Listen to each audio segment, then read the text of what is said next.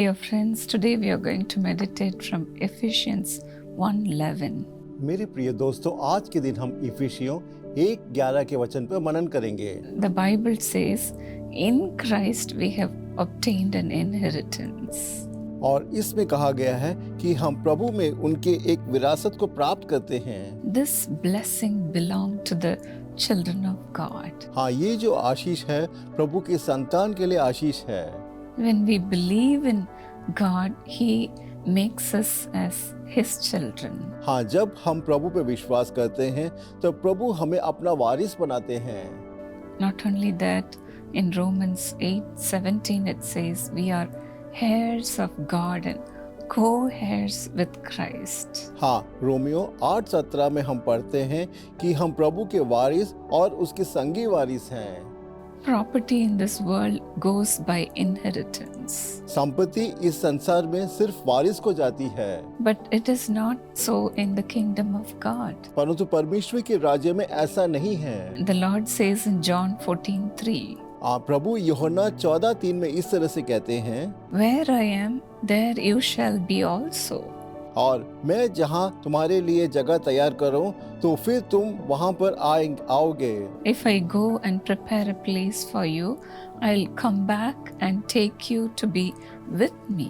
और तुम्हें अपने यहाँ से ले जाऊंगा कि जहाँ मैं रहूं वहाँ तुम भी रहो।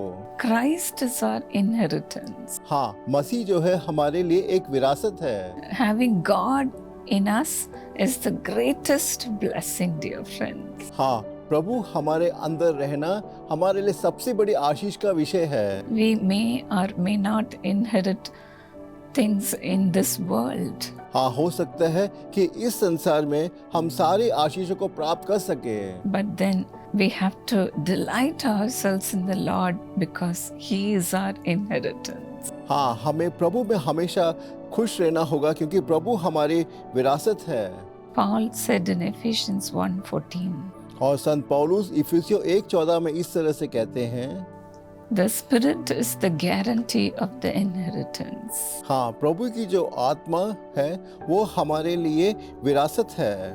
And in verse 13 it is said like this, और 13 वचन में इस तरह से कहा गया है, "We are stamped with the seal of the promised Holy Spirit as owned and protected by God." हाँ, तुमने विश्वास किया, प्रतिज्ञा किए हुए पवित्र आत्मा की छाप लगी है। Through the Holy Spirit, we are owned and protected by God. हाँ, पवित्र आत्मा के द्वारा हम सुरक्षित रहते हैं। What a privilege it is to have the Spirit of God in us. हाँ, प्रभु की आत्मा हमारे अंदर रहना कितना आशीषमय विषय है। That's why Jesus prayed like this as in John 17:11. और इसी कारण यीशु ने यूहन्ना 17:11 में इस तरह से प्रार्थना किया, Holy Father, protect them by the power of your name.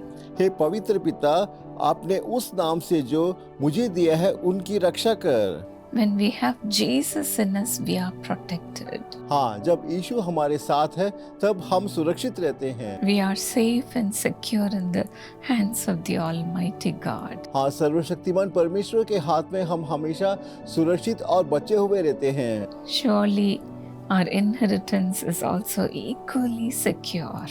हाँ, हमारा जो विरासत है वो प्रभु में हमेशा सुरक्षित रहेगा। No one can steal it from us. और कोई भी हमसे उसको चुरा नहीं सकता। That's why David said in Psalm 16:5 like this, और इस कारण दाऊद ने भजन संहिता 16:5 में इस तरह से कहा, "The Lord is my portion and my cup. और मेरा जो भाग यहोवा है और मेरा कटोरा का हिस्सा है, You hold my lot.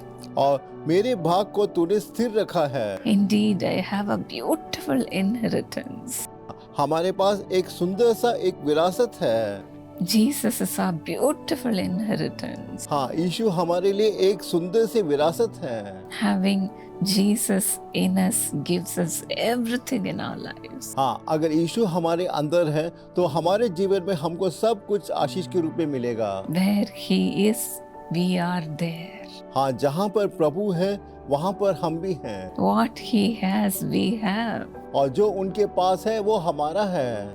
Jesus says, all I have is yours. और यीशु कहते हैं मेरे पास जो कुछ है वो सब तुम्हारे लिए है। What more we need in this world? और इस संसार में हमको इससे ज्यादा और क्या चाहिए? So cry out for Jesus. और इसीलिए आप यीशु को पुकारिएगा। We sing, Lord, we need more of you. और हम गाते हैं यीशु हम आपको और ज्यादा चाहते हैं। This is the prayer you should pray every day, dear friend. मेरे प्रिय दोस्तों, आप प्रत्येक दिन इस प्रार्थना को कीजिएगा। Shall we cry out for this inheritance? आइए हम इस विरासत के लिए प्रभु से प्रार्थना करें। Lord, you are the indescribable gift we can ever have, Lord. हे प्रभु, आप हमारे लिए एक अवर्णनीय एक इनाम और उपहार है जो हम कभी प्राप्त कर सकते हैं। Thank you for giving the indescribable gift. हे प्रभु, इस अवर्णनीय इनाम को देने के लिए हम आपको धन्यवाद देते हैं। Father, increase in everyone, Lord. हे प्रभु, आप प्रत्येक जनों के अंदर और ज्यादा बढ़िएगा। Lord Jesus, rise up within your children. हे प्रभु, आप अपने बच्चों के अंदर और ज्यादा बढ़िएगा। Every day let your children see an increase in their blessing. हे प्रभु, ये लोग जो प्रत्येक दिन आपको देखे और आपके आशीषों में प्रतिदिन और ज्यादा बढ़े। As John said, let Christ increase in them. और जिस तरह से यूहन्ना ने कहा उस वचन के अनुसार इसके अंदर मसीह और ज्यादा बढ़े। Let their self decrease. और उनका जो अपनापन छोटा हो जाए। Lord, Father, increase in them, Lord. हे प्रभु, आप इनके जीवन में और बढ़िएगा। Help them to have all the blessings in life. हे प्रभु, उनके जीवन में जो जो आशीष चाहिए आप सब कुछ दीजिएगा। Lord, from your abundance, let your children have grace after grace. हे प्रभु, आपके आशीषों के बाद उनको अनुग्रह के ऊपर अनुग्रह मिले।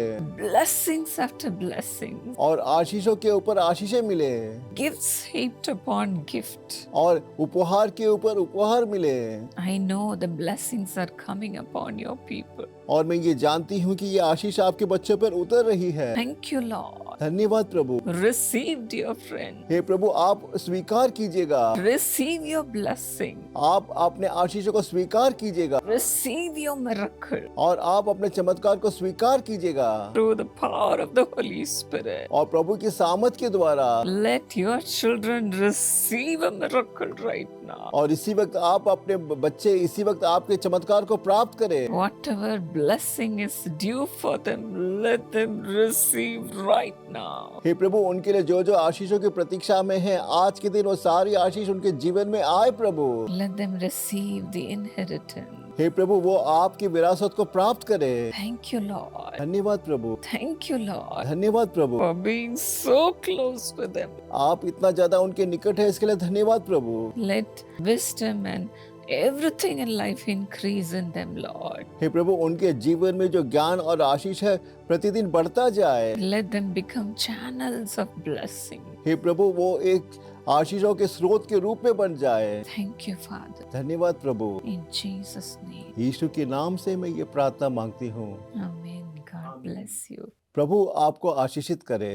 At any age from birth till the age of 25 can be enrolled in our beautiful young partners plan. और कोई भी व्यक्ति जन्म से लेकर अपने 25 वर्ष तक युवा सहभागी योजना में अपना नाम को दर्ज करवा सकते हैं। Dear parents, if you want your children to have wisdom and protection, please enroll your children in the Young Partners Plan.